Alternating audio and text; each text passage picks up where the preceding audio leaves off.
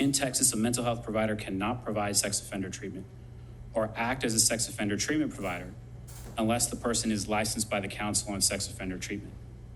Not all LSOTPs are psychologists. My education, training, and experience all come from out of state, and the process of becoming an LSOTP specifies training hours supervised by an LSOTP. This bill would create a remedy for someone like me to get that secondary license. Not having this license has created a pause in my ability to provide sex offender treatment. A sex offender is not the same as a person with sexual deviancy. A sex offender has been adjudicated by the courts as having committed a sex offense crime. There are somewhere between 60 and 90,000 sex offenders in the state of Texas.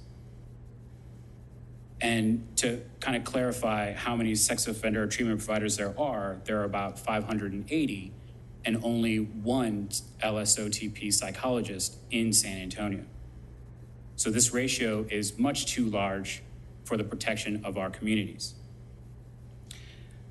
Also, not all sex offenders must register, and not all sex offenders have lifetime registration. So this ratio is most likely a very large number.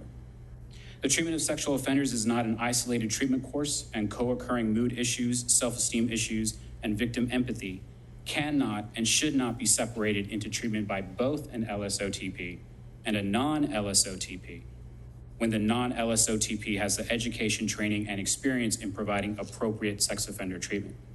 In fact, House Bill 1697 would allow psychologists who must provide psychological services only in areas in which they are ethically competent an opportunity to improve access to care with a population in which the safety of the community is paramount. Without this bill, there would be an undue restriction of our psychological license and an unnecessary discontinuation of treatment with patients with whom we already have a solid therapeutic rapport.